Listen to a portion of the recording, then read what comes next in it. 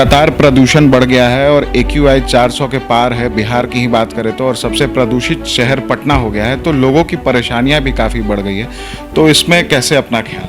देखिए, अभी जो विंटर सीजन आ रहा है उसमें ख़ास करके जो एक्सट्रीम ऑफ एजेज हैं, चाहे वो चिल्ड्रन हो या फिर दूसरे एक्सट्रीम पे जो ओल्ड एजेज हैं, उनको सांस की तकलीफ़ ज़्यादा होती है। कई तरह की परेशानियां अब लोगों के बीच हो गई है, सांस लेने में भी परेशानियां होने लगी है। तो जो अस्थमा के लोग हैं, जिन्हें सांस की परेशानी है, वो कैसे अपने आप को स्वस्थ रखेंगे? देखिए, विंटर में because of change of temperature आपको सबसे पहले तो जो ठंड है उससे बचाव करना है। पोस्ट कोविड भी क्या लोगों की परेशानियां स्ट्रोक को लेकर या फिर कुछ किसी चीज़ को लेकर ज़्यादा बढ़ी है क्या? क्योंकि कोविड एक बड़ा फैक्टर रहा है और इसमें लोगों को काफ़ी नुकसान भी पहुंचा। देखिए, पोस्ट कोविड अगर हम लोग देखें तो यंग लोगों में भी जो मायोकार्डियल इन्फेक्शन या सडन कार्डियक अरेस्ट की समस्या दिख रही है, पूरे देश में दिख रही है। हमारे दर्शकों को आप क्या टिप्स देंगे कि इस तरह के जो पॉल्यूशन बढ़ रहे हैं या सर्दियों में अपने आप को कैसे सुरक्षित रखें, सेफ रखें? जैसा मैंने पहले भी बताया कि सबसे ज़्यादा ज़रूरी है कि जो एक्सट्रीम ठंड की कंडीशन है उस समय आप बाहर नहीं निकले।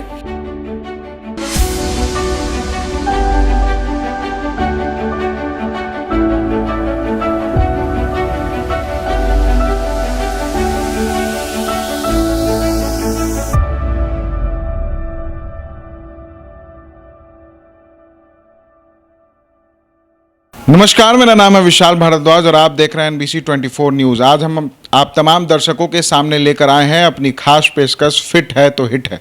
और इसमें हमारे साथ हैं डॉक्टर मृत्युंजय, जो क्रिटिकल केयर स्पेशलिस्ट हैं। उनसे हम बात करेंगे कि जिस तरह से देश भर में प्रदूषण बढ़ गया है, तो ऐसे में लोगों की समस्याएं भी बढ़ गई हैं, उन्हें कई परेशानियां भी होने लगी हैं बढ़ते प्रदूषण को लेकर। और खासकर पटना की बात करें तो एयर क्वालिटी इंडेक्स जो है वो 400 के पार जा चुका है। तो ऐसे में लोगों को कितनी परेशानियां हो रही है और लोग इस परेशानी का निवारण कैसे करेंगे, उनसे हम बात करते हैं। सर, पहले तो आपका NBC 24 न्यूज़ के खास पेशकश में स्वागत है। Thank you. सर, जिस तरह से लगातार प्रदूषण बढ़ गया है और AQI 400 के पार है, बिहार की ही बात करें तो और सबसे प्रदूषित शहर पटना हो गया है, तो लोगों की परेशानियां भी काफ़ी बढ़ गई है। तो इसमें कैसे अपना ख्याल? देखिए, अभी जो विंटर सीजन आ रहा है उसमें ख़ास करके जो एक्सट्रीम ऑफ एजेज हैं, चाहे वो चिल्ड्रन हो या फिर दूसरे एक्सट्रीम पे जो ओल्ड एजेज हैं, उनको सांस की तकलीफ़ ज़्यादा होती है।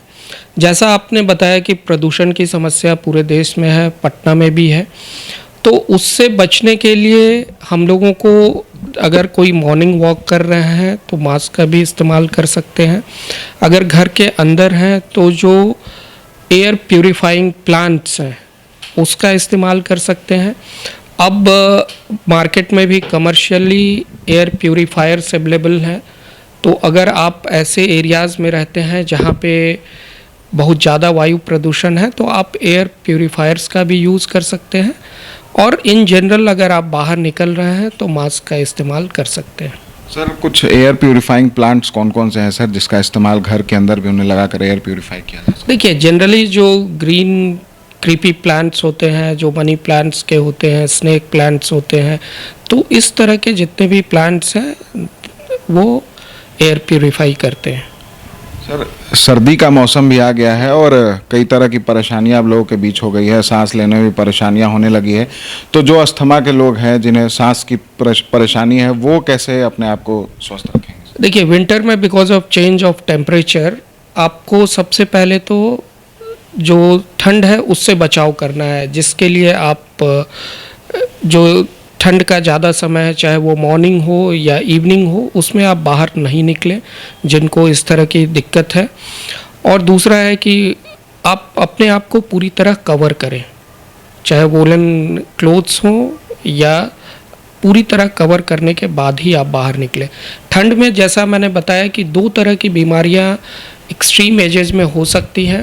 एक तो कार्डियोलॉजिकल प्रॉब्लम्स जो है वो ठंड में ज़्यादा होती है, दूसरा है कि स्ट्रोक की संभावना ज़्यादा होती है, जिसको हम लोग आम भाषा में लकवा बोलते हैं या हेमीप्लीजिया या हेमीपेरेसिस बोलते हैं। तो स्ट्रोक से बचाव के लिए एक तो ठंड से आपको बचाव सबसे ज़्यादा ज़रूरी है और दूसरा है कि स्ट्रोक के लक्षणों को पहचानना।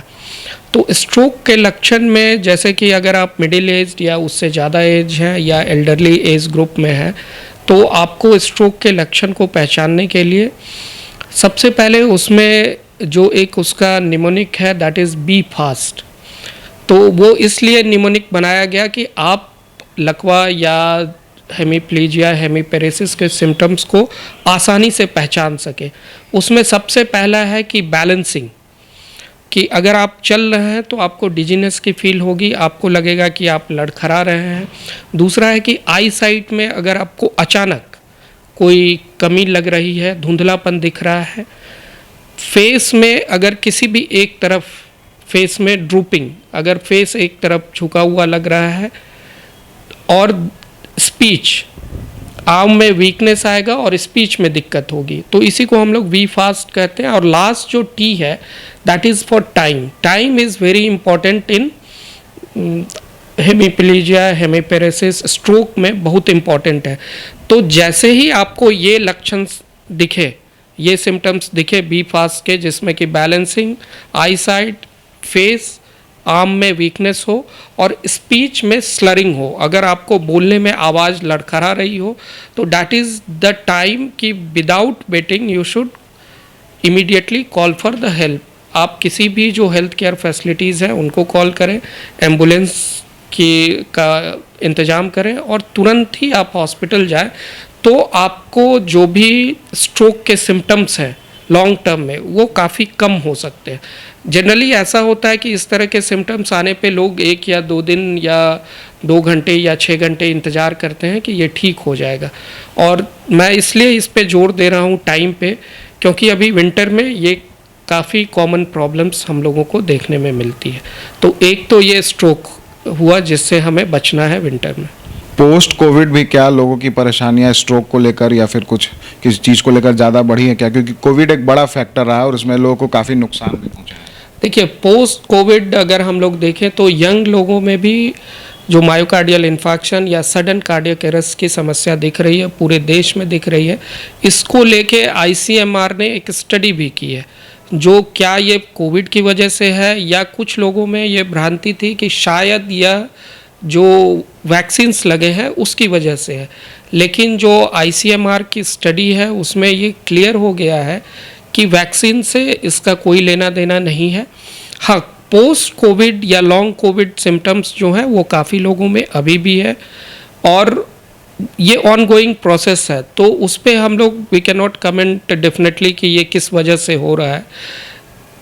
लेकिन उसके बचाव के लिए, जैसा मैंने स्ट्रोक के लिए बताया, कार्डियक सडन कार्डियक अरेस्ट या मायोकार्डियल इन्फार्क्शन, इससे बचाव के लिए भी सबसे ज़्यादा ज़रूरी है कि हम लोग लाइफ स्टाइल मॉडिफिकेशन पे काम करें।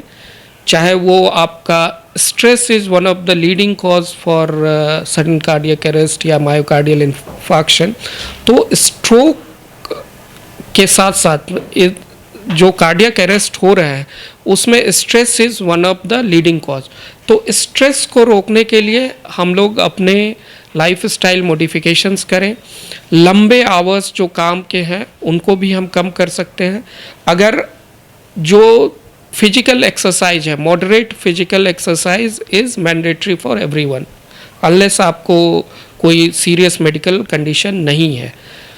और अगर हम लाइफ स्टाइल मॉडिफिकेशन करेंगे, और एक और इम्पॉर्टेंट चीज़ है कि अगर आप मिडिल एज या एल्डरली एज ग्रुप में हैं तो you should go for regular health checkup that will detect any cardiac issues early so that we can avoid sudden cardiac arrest.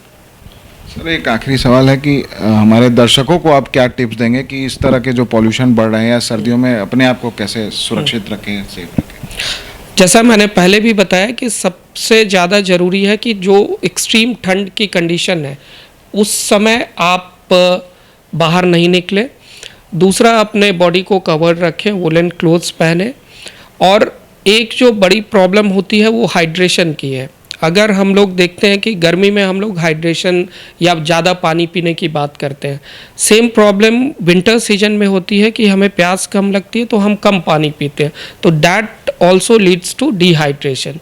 दूसरा है कि अगर आप हाइड्रेशन ले रहे हैं तो you should take the warm, जैसे सूप ले सकते हैं या कोई भी जैसे आयुर्वेदिक काढ़ा है उस तरह की चीज़ों का भी इस्तेमाल किया जा सकता है। तो हमारे साथ डॉक्टर मृत्युंजय थे जिन्होंने भी के मौसम में, सर्दी का मौसम है या फिर जो बढ़ते प्रदूषण है उसमें अपने आप को कैसे सुरक्षित रखें, स्वस्थ रखें, इसको लेकर इन्होंने तमाम जानकारियां दी और हम भी उम्मीद करेंगे कि आप तमाम दर्शक अपने आप को इन टिप्सों को फॉलो करें और अपने आप को सुरक्षित और स्वस्थ रखें। सहयोगी अमित के साथ विशाल भारद्वाज, NBC 24 न्यूज़, पटना।